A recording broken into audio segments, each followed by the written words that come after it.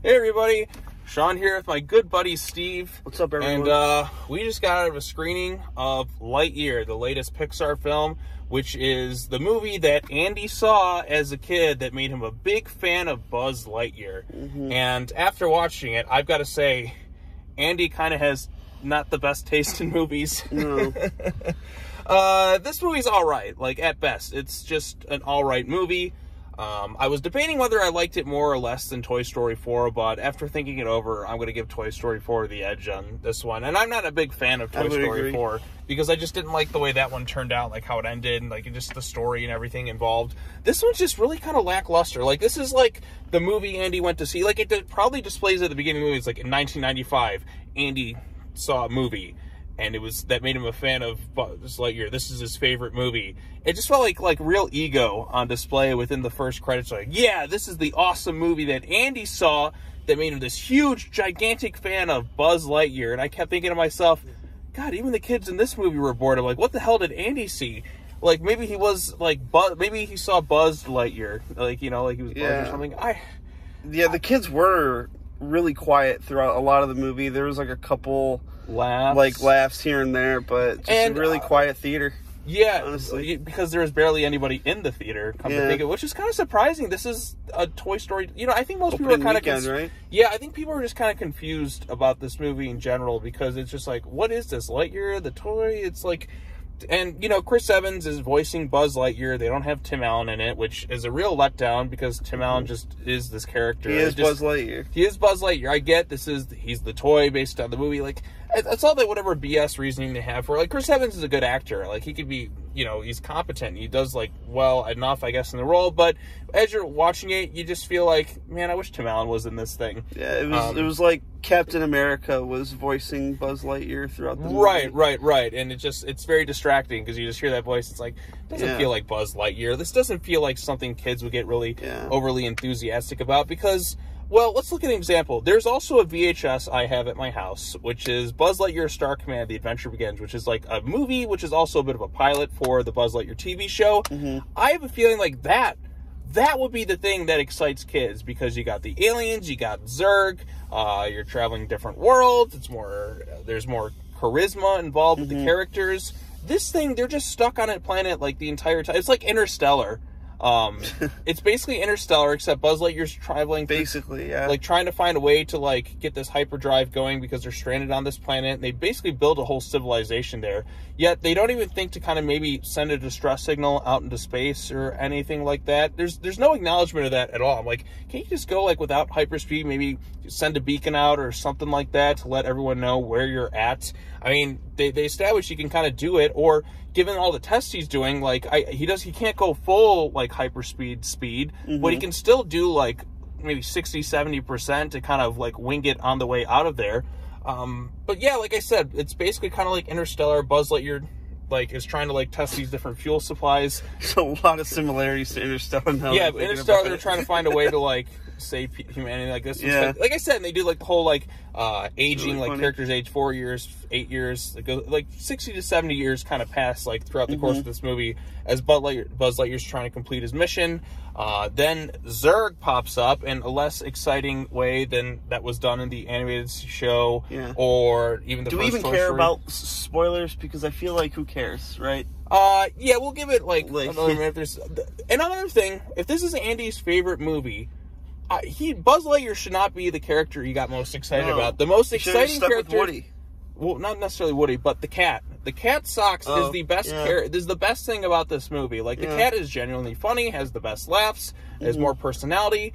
And with all the Buzz Lightyears... And he's a robot. And he has more personality. The robot cat is a more interesting character than Buzz Lightyear. Buzz Lightyear, like, there's nothing that makes him all that special. Like, unless you saw Toy Story... If you never saw Toy Story, why would anybody care about Buzz Lightyear in this movie? Exactly. They wouldn't. They wouldn't. They absolutely wouldn't. We fell in love with the toy. That's why they made this movie. Right. Like, if you've never seen Toy Story, I don't get how anybody can walk away from this movie thinking it's anything special. Right. And that's kind of the sad part of it all. It's just kind of like, it's not a bad movie by any means. It's just an okay, like, kind of forgettable movie. I didn't, Very forgettable. Despise it or anything like this. It's just lackluster. Visually, it's a nice-looking movie. The comedic really reliefs, like, you have his ragtag group of heroes, Taika Waititi or whatever is, however you pronounce his name, the guy who's, like, in a lot of things. Like, his whole thing is, he finds a pen in his suit. And that's literally his entire character. Oh, look, a pen. Oh, look, a pen. Oh, look, a pen. I'm like, yeah, maybe just a chuckle once, but they just keep it going and going and going and going and going the entire thing. I should also say there's also post-credit stuff in this thing, too. Even after the Pixar logo, when you think it's over, no, it's not over yet. Which kind of surprised us. We're just like, oh, okay.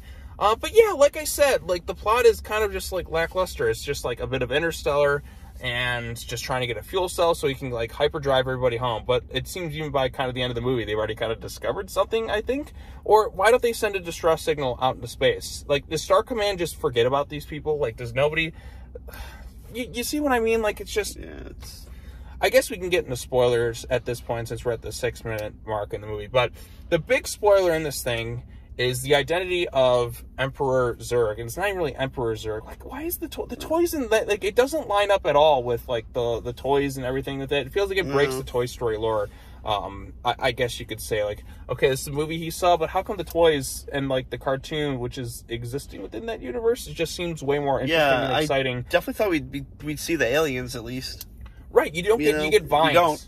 We don't. We get vines and shit like that. And insects and that, and I'm like, yeah, this just isn't fun. Like, I wanted something, like, really kind of campy, Flash Gordon-y. I think that would have made a more exciting Buzz Lightyear. Basically, the animated movie. Be a true 90s movie. Yeah, like, this does not feel like a 90s. Maybe within that world, like, they have, like, no good movies at all. Like, everything's just really shitty. Yeah. And that's why, like, this got him exciting.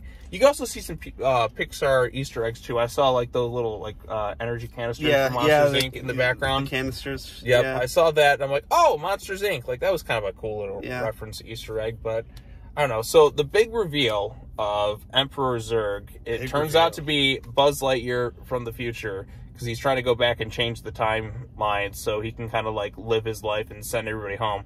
But the Buzz Lightyear we're following throughout the movie is just like, well, they all have their lives, and, you know, even though, like, I've kind of lost everything, I'm not going to, like, sacrifice that. So basically, Buzz Lightyear is doing what Chris Evans' Captain America refused, basically doing the opposite of what Chris Evans' Captain America did in Avengers Endgame, now that I think about it. So basically, this is what would happen if Captain America, like, never went back in time to live his life and be selfish. So this just, in a way, kind of feels like a middle finger to, like, Cap in Avengers Endgame, because it's Chris Evans, now that I think about it. Yeah, that's ironic. Now, you were not a huge fan of this thing. Not a huge fan. It was boring. I agree with what you said about it looking really good. You know, the animation's great because it's Pixar. You know, it's gonna be good. Like, you know, the design of, like, the planet and, like, the robots were kind of cool, I thought. But I mean, yeah, it was just really just lackluster. It just kind of an empty movie.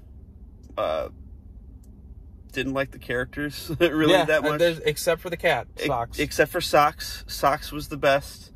Yeah, I'm gonna probably forget this movie tomorrow. You know, what the fuck happened to Pixar? Like, what happened to them? Like, they used to be, like, the top dog studio around. Like, Pixar used to mean quality. Like, just something so... like quality... Like, a quality movie with quality animation. Like, now it's just quality animation is what it is. Yeah, Pixar just hasn't really wowed me with anything in so long. It's just, like, everything's just... You know what? Like, I feel like the end of, like, Pixar's true dominance was, like, Toy Story 3.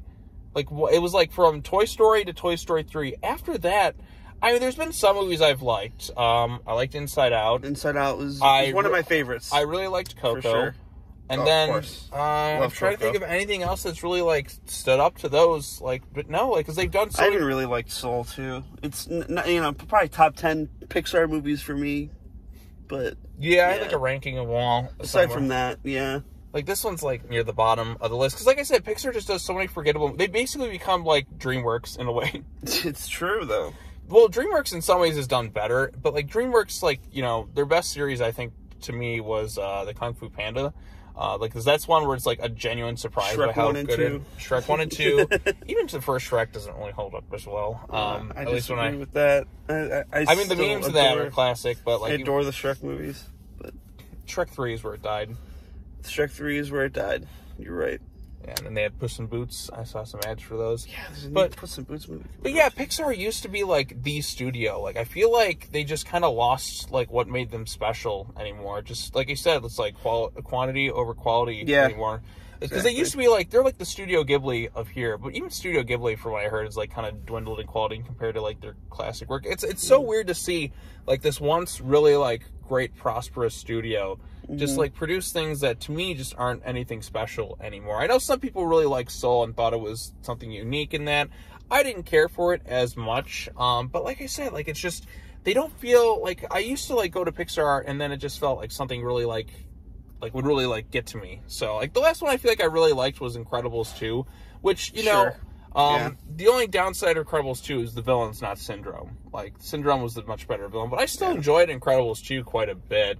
But other than that, like, I just haven't really, like, been wowed by really anything that they've done. And it's kind of sad because they used to be, like, the studio to go to for, like, quality movies that everyone, like, remember. Like you remember the characters.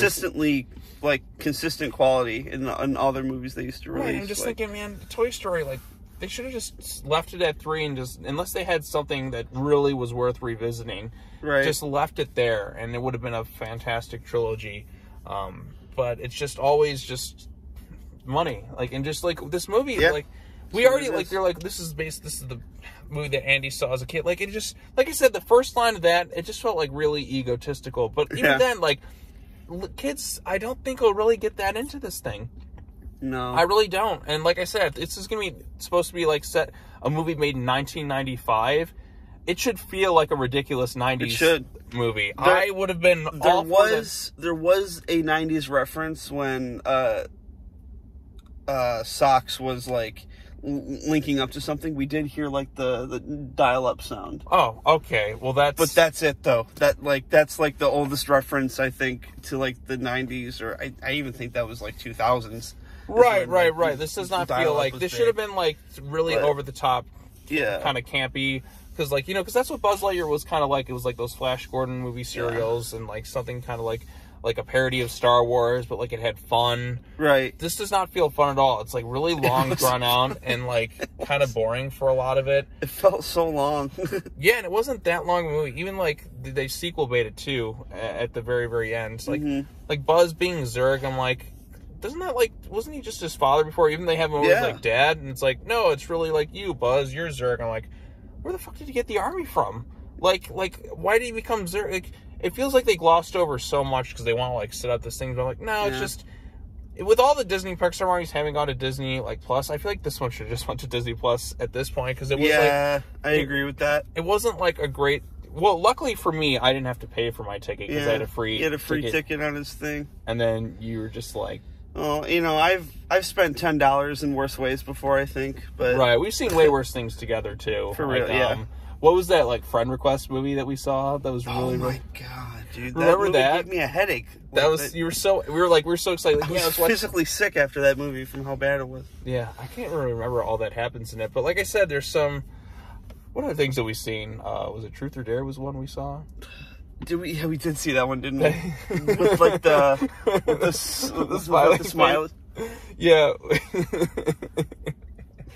Oh, yeah. Dude. Now we're thinking about other movie experiences which were worse and also simultaneously more fun. Like, I mean, if it's going to be bad, at least make it entertaining. You know, like the fun bad movies are like some of the best movies to watch. I feel like I haven't gotten a really fun bad movie in so long. I don't. Yeah. I want a fun. I was hoping like the movie that came out earlier, Moonfall, would have been that. But like, there's maybe a few moments, but it's also like mostly boring. I'm like, damn it! I want a really fun bad movie to go to that I can laugh at just at how terrible it is, and just like have a really good time. Because like I feel like it's been so long since that's happened, and it just disappoints me. Because I'm like, I want fun bad movies. Yeah. Again, we were talking about like the new Black Phone movie that's coming out. Yeah, and I feel like that could be either really good or one of those hilariously bad, right, like horror movies. And I feel like that's going to be the next one, if there is going to be another one. But hopefully that's just also good. Right. You know? So it looks boy, decent. just like a string of like disappointment as of late in some movies. Like, yeah, you didn't see Dominion, and I was really kind of like lackluster with that. Have no desire to this see one that. felt really lackluster. Really, the movie of the year for me, Top Gun Maverick. Top Gun Maverick, which you still got to see. I've been kind of plugging that with each subsequent video since I've seen Top Gun Maverick, because I'm like, it really is the best thing I've seen all year. Even watching like Doctor Strange too, like there's some bits I like, but it's still like the MCU I feel kind of checked out on. Like they showed a trailer for Thor: Love and Thunder, which just looks really not that great. Yeah.